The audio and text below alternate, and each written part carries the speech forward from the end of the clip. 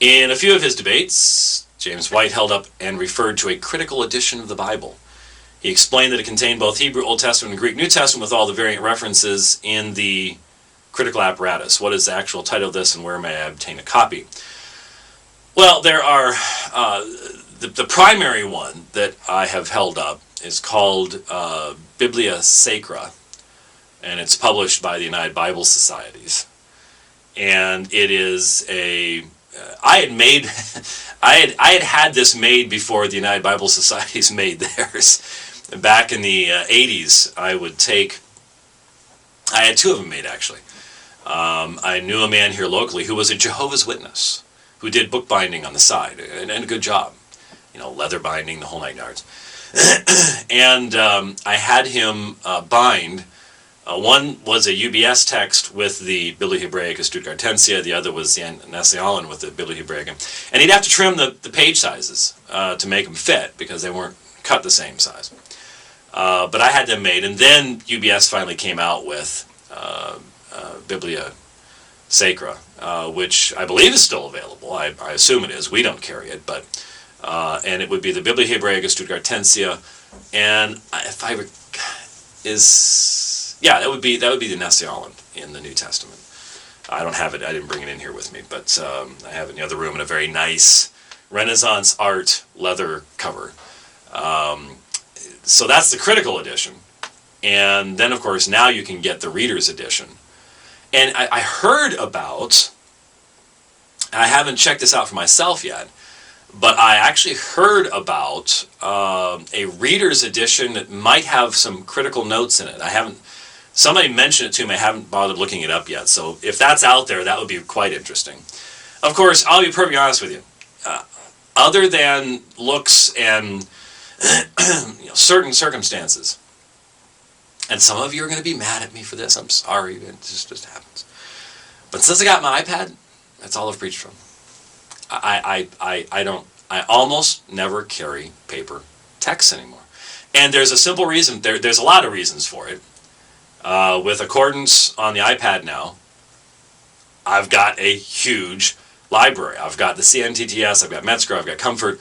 I wish I had, and if I would just spend a little time on it, I could have the Nestle-Aland and the Biblia Hebraica apparatus on my iPad.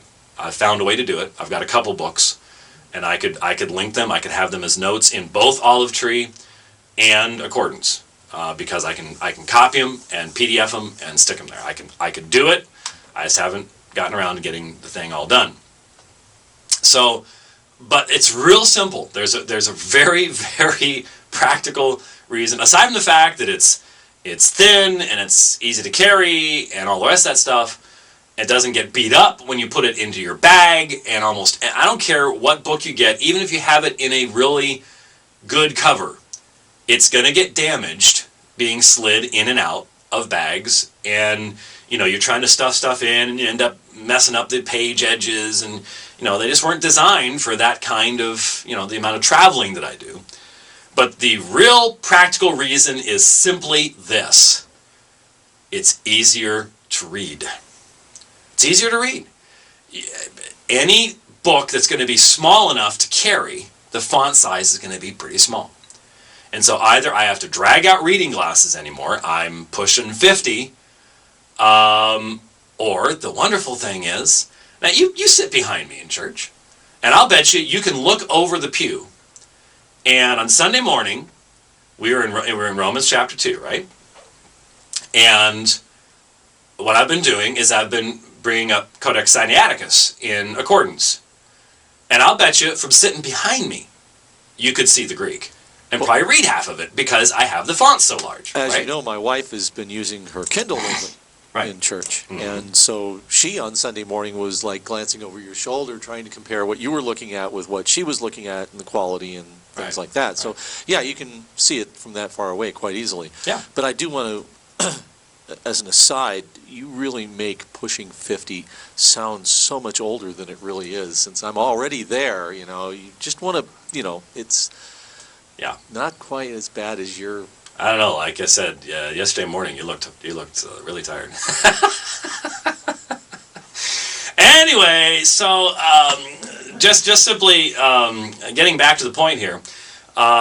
Since I've gotten my iPad, that is what I use, because the fonts are. Can you imagine how big Biblia Sacra would be? Now, Biblia Sacra is a thick book already.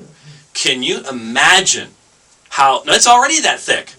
Okay, now make it large print with the font size that I use on the iPad.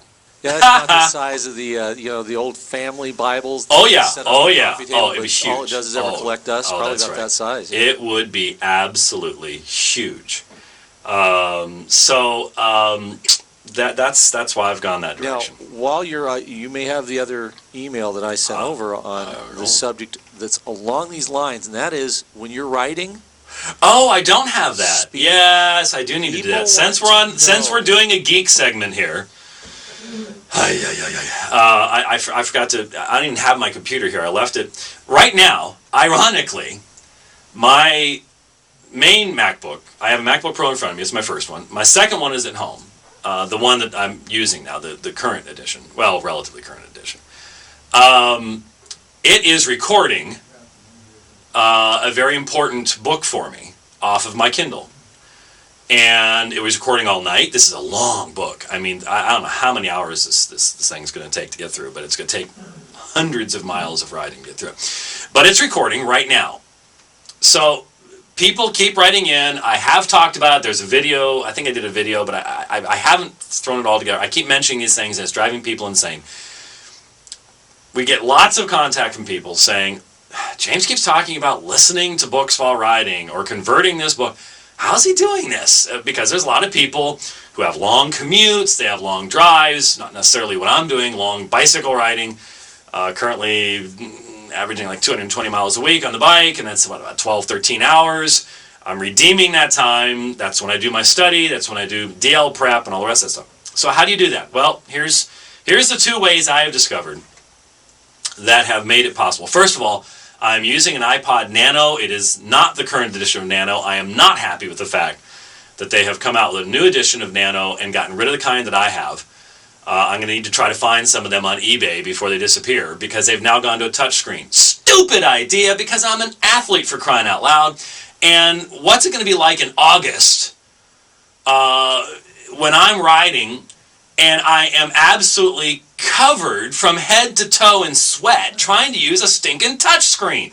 Who ever thought? Yeah, well, my nose is soaked at that point. I can't even do that. What are you talking about? So, I mean, that's just dumb. I literally am going to have to go find. I'm going to have to get some. Anybody got a 16 gig of the old Nano? So that when this one croaks, because it does get wet, I've got it in a nice plastic cover, but even then it gets wet. I use the iPod Nano. Why the Nano rather than the Shuffle? I used to use the Shuffle. Real simple. The Nano allows you to press the button, and you have slower, normal, and faster. So I can get through an 8-hour book in about 5 hours and 45 minutes on faster. All right, so that's what I'm using, and a good brother in the Lord just sent me, it's going to arrive this week. Remember last time I mentioned I had to turn one of the books off because I was going downhill in the wind. I couldn't hear it anymore. Someone sent me a link to earphones that will seal out the wind noise. I threw it on my personal list. There's a couple people who found my personal list, and they're on their way. So thank you very, very much. Now I will get to listen even downhill into the wind when I'm listening to these books. But how do I get the trucks see you? Yes, yes. Well, I do always wear the rear view mirror. I look like the geek with the rear view mirror, but that is very important to see the traffic coming before they see you. Anyway, that's one thing, but how do I get it in MP3 format? Two ways. Last year or year before, one of the two, I had a book review I had to do. And I was sitting around going, man, it's going to take me forever to get through this book, and I've got to get through that one. And I was getting sort of frustrated and a little stressed. And all of a sudden I remembered, wait a minute, I have that on my Kindle. So I could listen to it. And as soon as I realized I could listen to it, Kindle, now you have to be careful. When you buy a book, look at, it'll tell you, is voice activated on this? Because some of the, at first, everything you got on Kindle the Kindle would read everything to you. Then they realized that's going to kill all audiobook sales. So they started deactivating and on certain of the books. So you got to look and make sure that your Kindle will actually be able to read it to you. But the Kindles from Kindle 2 onward, I have a Kindle 3, Kindle 2 and 3 can both read the text to you. The Kindle 3 I think has a few extra voices and things like that. Even it can read faster if you want it to. You can even choose speeds on that too. I don't do that. I speed it up on the iPod, because if you do it fast on the Kindle and fast on the iPod, now we're talking Mickey Mouse. Okay, now it's a little bit difficult to follow, especially if there's anything technical in the book. So what you can do, and this is how I did the Siljander book, is I bought the book, I take it home, I plug it into the input of my MacBook Pro. I have a book called Maxim, M-A-C-S-O-M-E, audio recorder. There's all sorts of free or cheap audio recording software programs out there for Windows or for Mac. It doesn't matter. You just put it in the input of your laptop or whatever. And I start it when I go to bed. And I hit record in the thing, and I hit start speech on the Kindle and chapter 1. The nice thing about this program is it breaks up into 1 hour segments. So each hour it saves a new audio file. So right now that's what's going on at home, is it's recording this book for me. Then what I do is I take those and I dump them into a Wondershare video converter, which also does audio. And if I want to, I will then recombine that into one file or just leave it that way, whichever it is. I take that from AAC to MP3, or I could even record an MP3. Then I throw it in iTunes, turn it into an audiobook, put it on my iPod, and it's ready to go. Make sure to use it as an audiobook for one simple reason. You can check the box that allows that once you stop it, it will restart at the place where you stopped, because some of these are like 6, 7, 8 hours long. And if you don't do that, then you got to sit there and fast forward to try to find the thing, where you were. So that's how I do it with Kindle.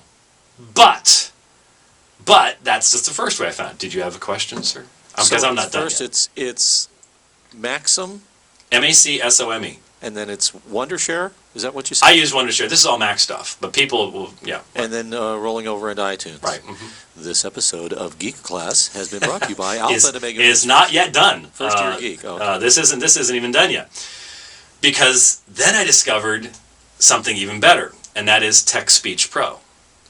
Text Speech Pro for Mac, and I think it's the same folks that do Dragon Naturally Speaking for Windows. I think. I could be wrong about that. I'm not sure about that, but anyway.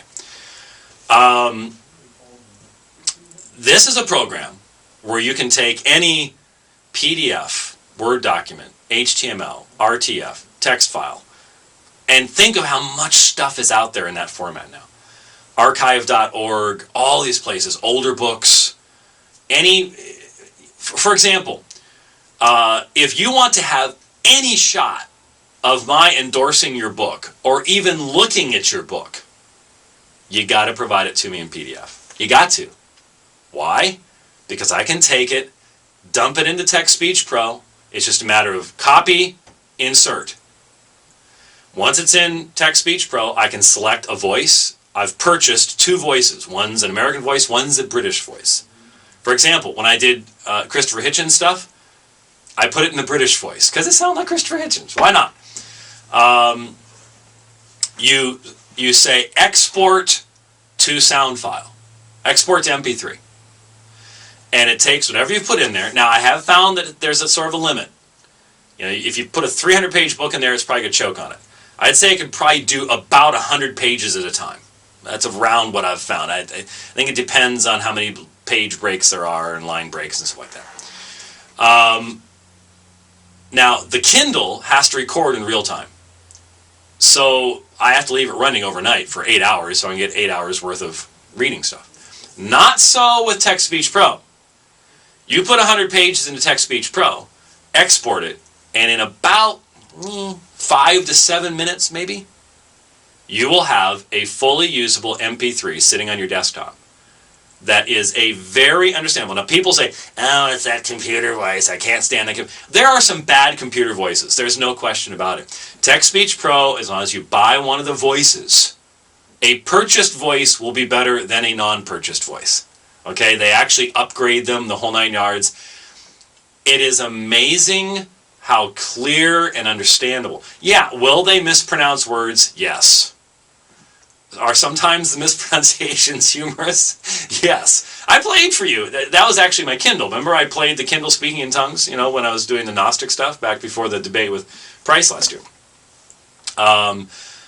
Is it fully understandable and non-annoying to listen to this for 6 hours or something? Yes. You really can get used to it. It really is that clear. And so you're talking PDFs, Word documents. Just think of how much stuff is becoming available in those formats that you can then just select it, dump it in. That's how I get a lot of my Logos stuff. Select it. What you do, here's the trick. In Logos, you can select the font size on the screen. You can make it super small. That way you can select a bunch of it at once, and then you sit there and hold it, and it scrolls down, and you get tons and tons of stuff into your buffer, and then you copy it into Text Speech Pro and export to MP3. Once it's there, you bring it into iTunes. Remember, make it an audiobook so that it will remember where you are. There's a little thing to tick that says remember position, and you throw it on the iPod. Obviously, my current iPod Nano is only 8 gigs, and I have to keep pulling stuff off because I have so much stuff on there at any one time. And that's how you do it.